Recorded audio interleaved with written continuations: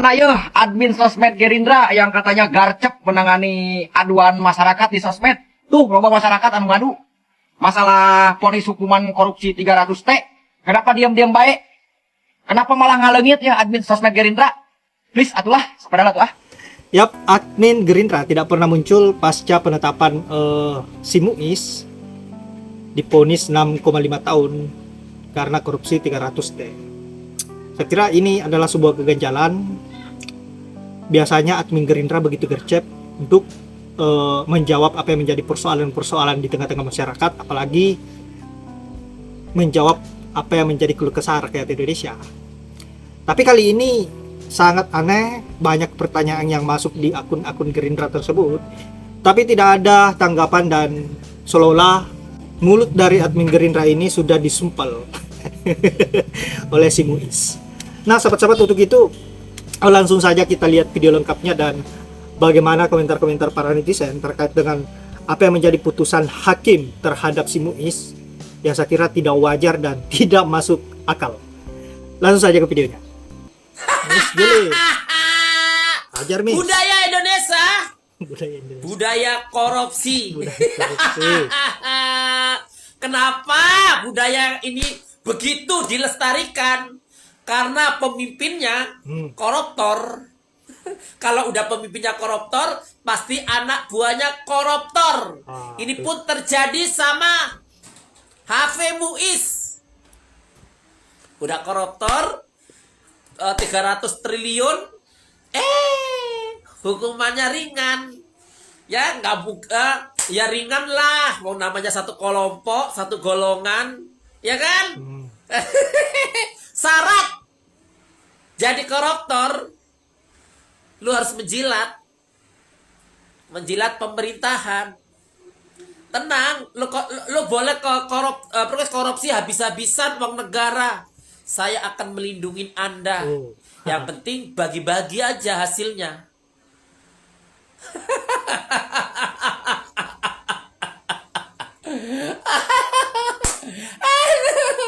Makanya di Indonesia ini orang jujur lu akan tenggelam. Lu orang jujur lu akan dibabat habis. Lu jujur lu akan cepat masuk penjara.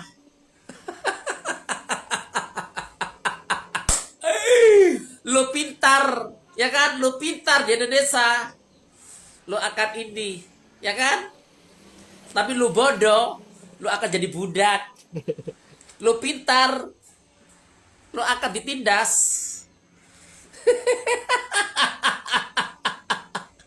Yang penting budaya Indonesia tuh ya menjilat koruptor, korupsi. Udah.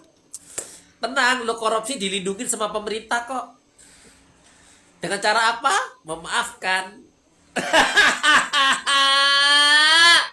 Jadi kalian rame-rame lah korupsi. Salah waras. Ini serius ini. Nggak ada satupun pejabat di Indonesia yang mau menanggapi tentang viralnya putusan hakim untuk suaminya Sandra Dewi, Harvey Muiz. Nggak ada gitu yang mau menanggapi minimal gitu ya kan? Atau anggota DPR RI ya, sebagai anggota perwakilan rakyat di Komisi 3. Nggak ada gitu inisiatif buat manggil hakimnya nanya gitu. Ya, keputusan yang nggak masuk akal ini. Minimal gitu ditanya gitu, ya dipanggil hakimnya. Bilang, kok ini pencurian 271 triliun dihukum 6,5 tahun doang. Sedangkan pencuri ayam dihukum 5 tahun. Ayam harganya 100 ribuan. Nggak ada gitu yang mau nanya kayak gitu ke hakimnya. Kalau nggak ada, jangan salahin ya. Kalau misalnya masyarakat ambil inisiatif cari tahu sendiri hakimnya yang mana sih. Jangan Sekeluarga, sosial medianya ada nggak? Hah? Mana juga nih katanya partai-partai politik ini yang selalu ada untuk wong cili ini, hah? Sibuk aja lu ngiring opini tentang 3 periode lagi udah basi. Allah, nggak ada satu pejabat pun yang kayak shock gitu ya kan. 271 triliun cuma 6,5 tahun terus didenda 1 miliar. Padahal kan sebenarnya ajang ini bisa jadi ajang cari muka juga buat para pejabat-pejabat. Tapi kok kagak ada yang mau ngomong ya? Apa kalian semua satu kapal? Apa udah kena suap juga kayak hakimnya? Udahlah, Hakimnya nggak usah kau sok-sok gimana membela, cari-cari pembelaan buat Harvey Mois. Kita juga masyarakat udah tahu kalau kamu itu udah kena suap. Kalau alasan kamu meringankan hukuman untuk Harvey Mois itu karena berkelakuan baik, kenapa orang-orang yang lain yang memang juga berkelakuan baik nggak kau ringankan? Para hakim-hakim di Indonesia, itu yang nyolong ayam juga punya keluarga. Lebih sopan juga dia di pengadilan, lebih lugu juga dia di pengadilan. Kenapa dihukum 5 tahun? Teong banget, miris banget ngelihat negara Konoha gua ini. Sedangkan di negara Cina sono korupsinya cuma sekitar 6 miliar aja, dihukumnya seumur hidup. Di Korea Utara, lu korupsi, dihukumnya sekeluarga. Nggak ada istilah ada keluarganya dihukum sekeluarga. Harusnya Konoha kayak gini nih. Kenapa ini para pejabat kagak berani kasih hukuman kayak gitu? Emang kalau nggak korupsi kalian nggak makan banget gitu ya? Nggak hidup banget gitu ya? Harus banget gitu korupsi ya? Menyengsarakan rakyat harus banget gitu, harus gitu ya, harus wajib ya. Kalau udah jadi pejabat pokoknya wajib korupsi, karena tahu kan kalian semuanya saling backup gitu ya kan, semuanya saling backup. Penegak hukum yang membuat hukum semuanya saling backup. Jadi kalau misalnya ada pejabat yang kena, ya sabar aja gitu kan. Bahkan senyum-senyum di TV tuh kadang-kadang tuh diwawancari senyum-senyum, minta doa lagi. Pala lupa yang mati aja kau sana, doain mati aja kau sana.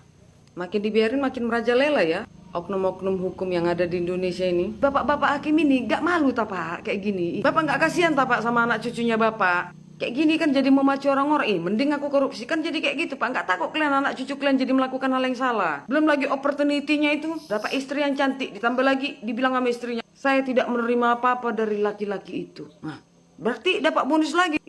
Dapat istri yang baik. Suaminya kaya raya, punya posisi tinggi, tapi istrinya itu loh tidak pernah dikasih apa-apa sama suaminya. Ini bisa dijadikan ide loh pak, oleh generasi-generasi kita ini pak. Padahal ini salah. Mending aku korupsi. Bukan nggak punya akal dalar dan pikiran itu pak. Sutradaranya Squid Game itu dibikin resiko kematian loh pak. 45,6 miliar won. Kalau di rupiah 501 miliar pak. Dibanding 270 triliun. Bapakku, masa harus diviralin dulu. Gak capek tak kalian melakukan hal yang salah? Bapak Prabowo yang saya hormati, Pak. Pak, sudah saatnya Bapak untuk turun tangan, ya. Tumpang tindih hukum di negara kita. Berbicara yang sudah ada ini soal kasus 300T yang hanya mendapatkan pidana sekitar 6,5 tahun. Itu tidak sebanding, Pak, dengan apa kerugian negara dengan uang yang sudah diraup, uang yang sudah dirampok oleh oknum tersebut. Apa yang terjadi di bangsa kita ini sudah sangat miris pak. Banyak orang kelaparan di luar sini ya. Di negara kita ini banyak masyarakat miskin. Dikarenakan apa? Kasus korupsi di Indonesia itu tinggi. Bapak pernah ngomong kan pada waktu itu Bapak Prabowo, kalau Bapak akan serius memberantas korupsi di bangsa kita ini dengan sangat serius. Ini aja pak, buktikan aja. Jangan hanya berbicara penjara 10 tahun, penjarakan seumur hidup pak. Kalau Bapak berani ya, kalau Bapak berani bicara pak, kalau koruptor itu hukumannya mati. Apa yang sudah terjadi di Cina pak? Di Cina sudah membuktikan 6 triliun korupsi, hukumannya dor mati pak. Di Indonesia masih bisa cengengesan, seperti penjahat VIP, ya kan? Tidak diborgol. Sakit pak rakyat pak. Bapak Prabowo buktikan lah pak ya. Apa yang Bapak sampaikan, silakan buktikan agar masyarakat percaya. Saya pendukung Bapak. Ingat ya, saya pendukung Bapak, saya pendukung Jokowi. Tapi di sisi lain, di mana masyarakat menjerit melihat seperti ini, saya juga akan bersuara. Waduh, Pak D ini perlu pencerahan. Ketika ada seorang koruptor, ya, 300 triliun dihukum dengan 6,5 tahun. Wah, berarti kalau dibagi 6 kan 50 triliunan itu. Berarti 50 triliun korupsi itu cukup dikenakan 1 tahun. Gimana hitungannya itu? Saya mau pencerahan di teman-teman. Yap, saya kira sangat susah ya untuk pejabat-pejabat bagaimana agar bisa turun tangan untuk mengatasi persoalan apa yang menjadi permasalahan si Muiz ini yang divonis hukum 6,5 tahun oleh si hakim kuceluk. Apalagi kalau pejabat-pejabat juga kecipratan dan kemungkinan itu terjadi Karena kita lihat sendiri, tidak ada yang mampu untuk bersuara mengenai kasus ini. Seolah mulut mereka itu dibungkam dengan uang. Sangat miris, dan pada akhirnya yang rugi besar adalah negara. Nah sahabat-sahabat, saya kira hanya itu. Terima kasih sudah menyempatkan diri untuk menonton, dan semoga apa yang saya bisa bermanfaat. Saya akhiri dengan ucapan wallahul muwaffiq ila aqwamit thoriq. Assalamualaikum warahmatullahi wabarakatuh.